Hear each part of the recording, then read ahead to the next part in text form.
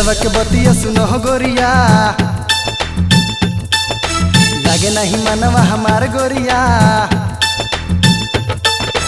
दिलवा के बतिया सुनो गोरिया, लागे नहीं मनवा हमार गोरिया।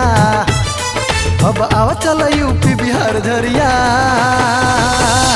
बुलावे सब गाँव में जवार, बुलावे सब गाँव में जवार।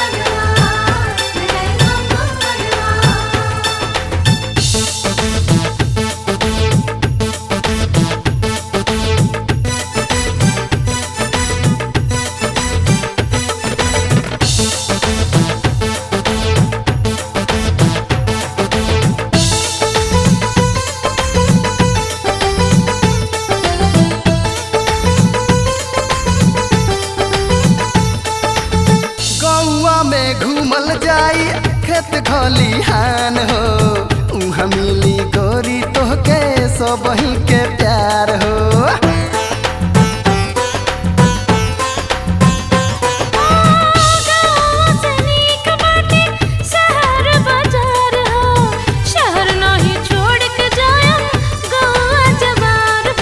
देखा जन हम तड़पाव गोरिया, चल चल गाँव में जवार गोरिया।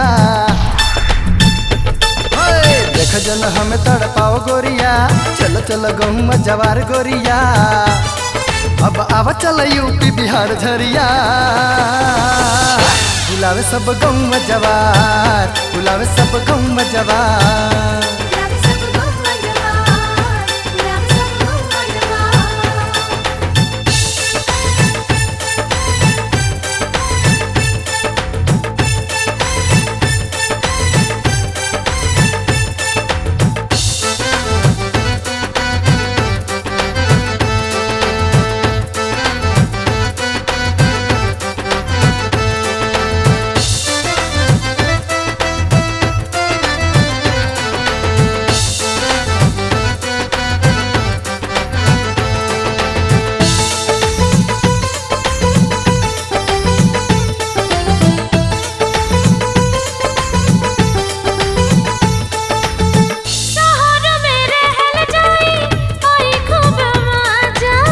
बन के रहम रानी तो है सन मोर राजा।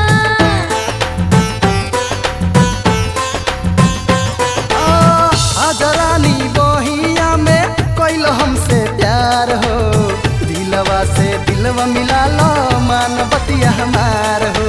देखी जनी हमें फुसलाई राजा जी,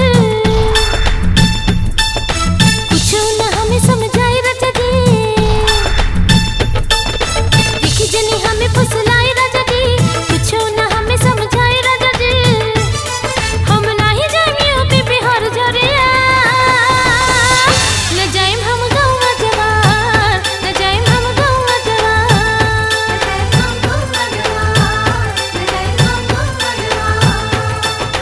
दिलवा के बतिया सुनो गोरिया, लागे नहीं मनवा हमार गोरिया। अब आवा चल यूपी बिहार झरिया, बुलावे सब गाँव में जवार, बुलावे सब गाँव में जवार।